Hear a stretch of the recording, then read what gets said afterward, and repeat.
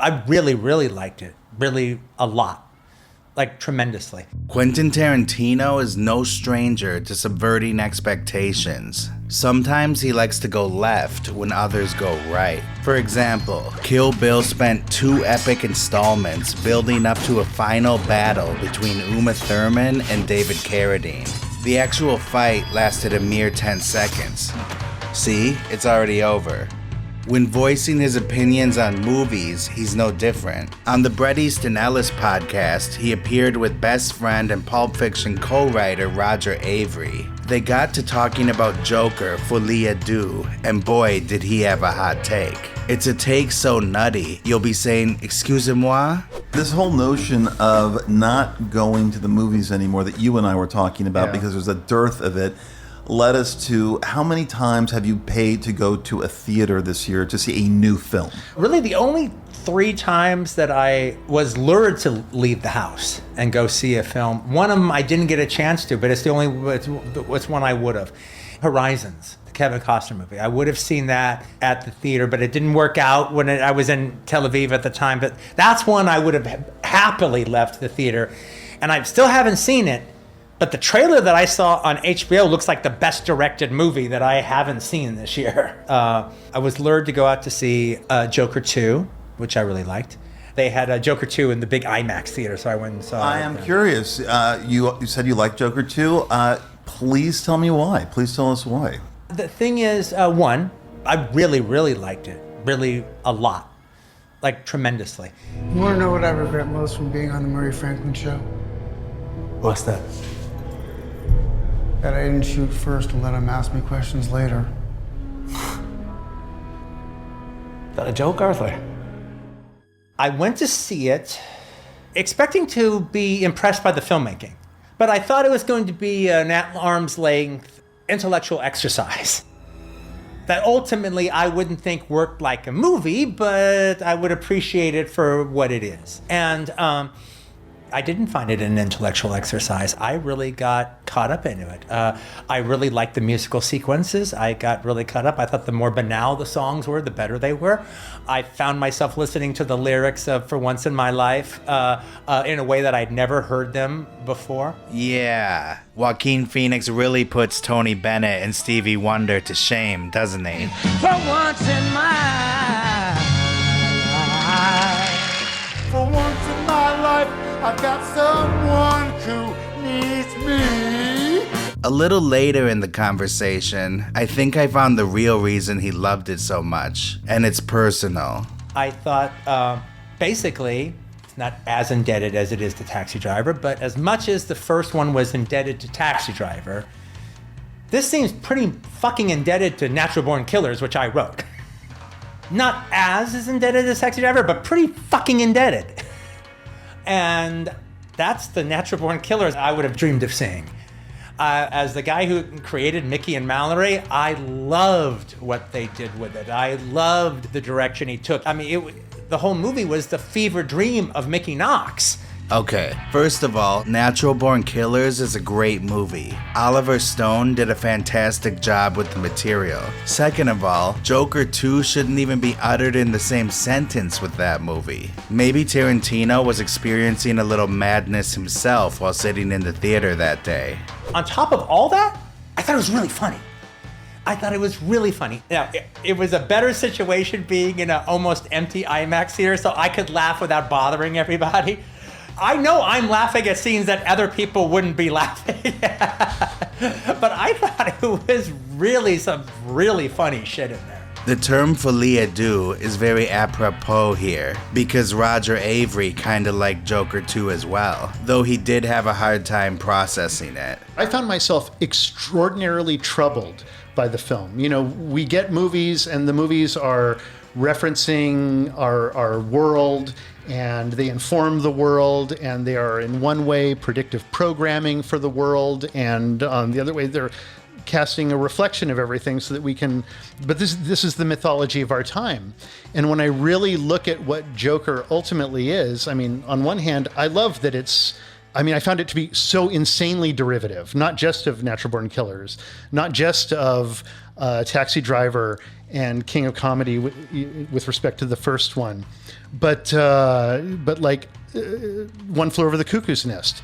And it's derivative in ways that are weaponized. Like, I'm not saying that it's bad derivations. It's actually deftly handled. He knows what he's doing and he's wielding them like weapons against us. It's like taking our cultural past and reforming it together with this kind of thesis statement about who we are culturally in this moment. Thankfully, Bret Easton Ellis was there to bring the discussion back to reality. I'm with the overwhelming audience reaction to it. I found it excruciating, the most unpleasant movie I've seen in years. I expected to feel like you. And I felt like all these ideas you're talking about are there, that's true, but they kept imploding one after the other by the way they were approached. I've never really, I can't remember a time that I've reacted. I was so repelled by a film, and it was such a missed opportunity in so many ways. I don't think he has any feel at all for musical numbers or for directing a musical. I thought every single one of those numbers completely fell flat when they should have exploded. But I guess if we're following the ideas of what Todd Phillips wants to do and be the Joker, and we're the brunt of the joke in a way of the audience, is, oh, that's a really lofty, great idea. But when you put it into practice, I just found the movie like, what is going on? Well, that's what I thought. That's exactly what I thought I was going to see, what I was been prepared to see. That everything would be an intellectual exercise in anarchy. But I would also say that, again, it also is a snapshot of where I am right now. So, I mean, when you're as cynical to the point of nihilistic as I am about new movies, yeah, of course, Joker 2 is catnip. I feel the same way. I enjoyed watching him burn it down. I felt like Todd Phillips was the Joker, and I was one of those.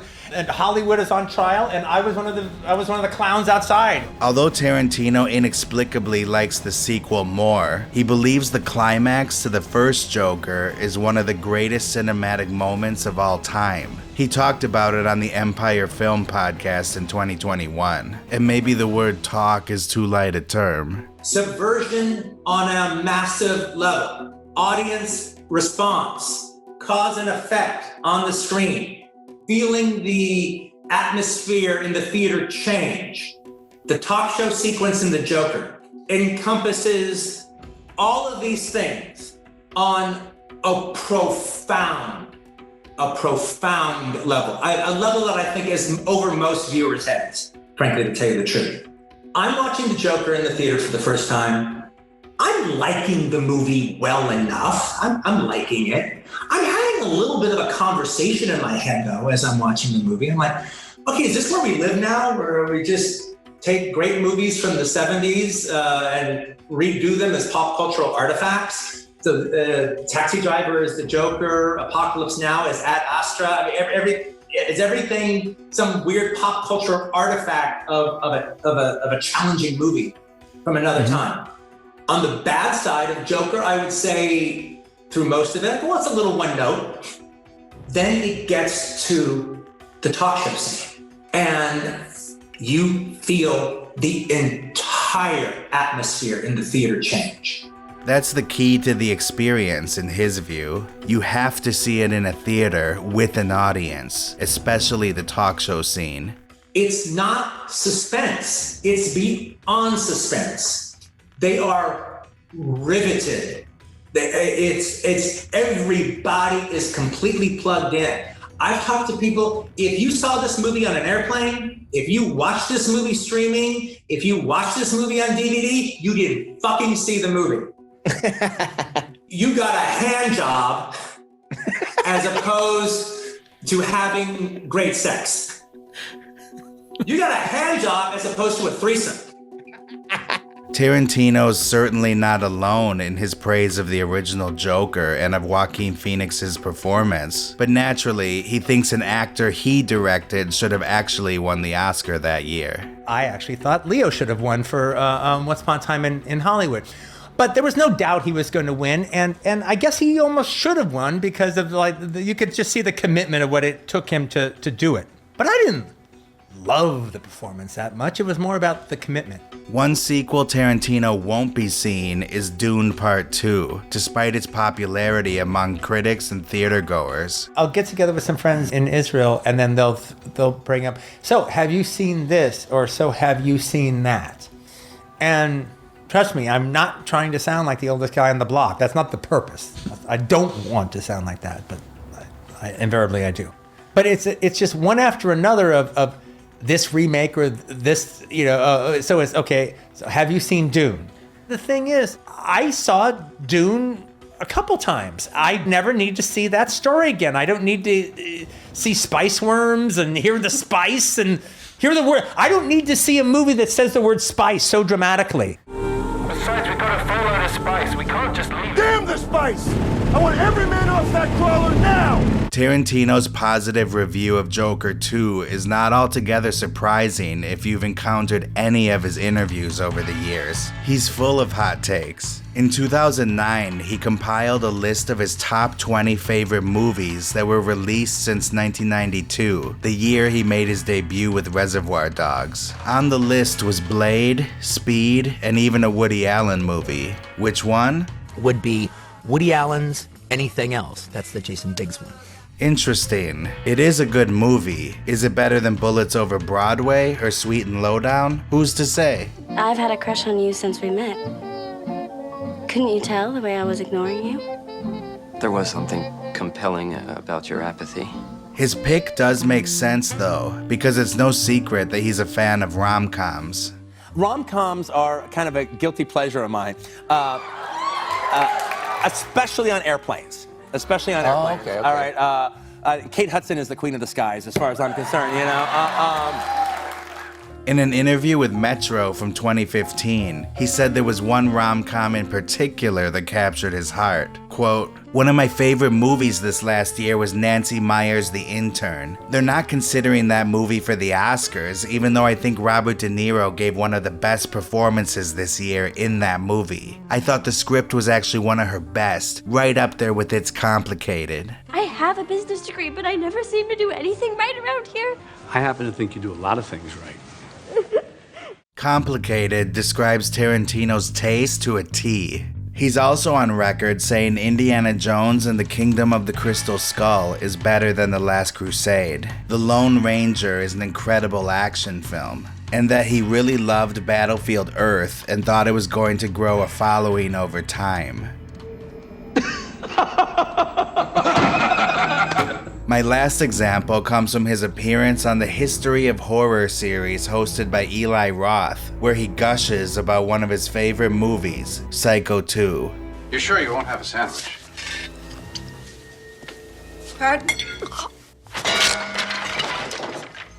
Richard Franklin had everything going against him when he did the Psycho 2 sequel, because in a strange way, back in that time in the 80s, Psycho was even more revered than it is now, and Hitchcock was definitely more revered than he is now. I did not feel that way. One, because I'm not as enamored with Hitchcock as everybody else is, nor am I nor am I overly enamored with Psycho. But I was enamored with Richard Franklin. He was my favorite of all the Australian directors. He was the Australian Hitchcock, and I think not only do I think Anthony Perkins is even better, as great as he is in Psycho, I think he's even better in Psycho 2.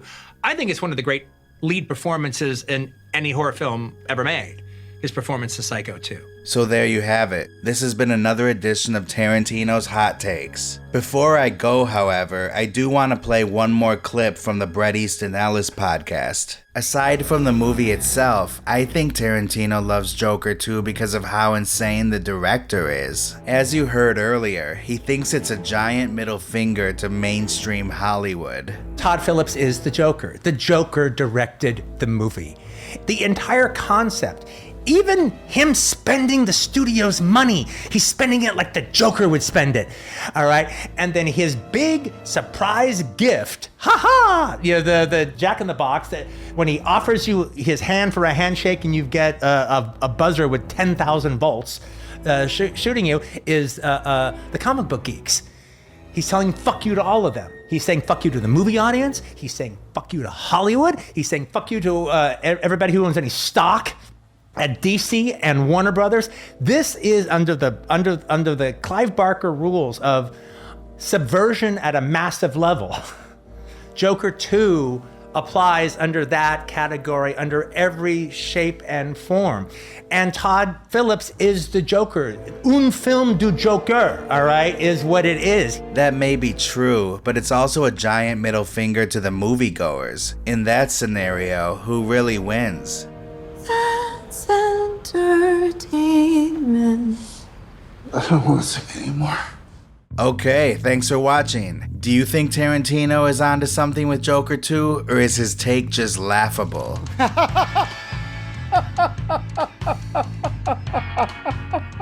If you enjoyed this video, please like and subscribe, and we'll see you on the next one.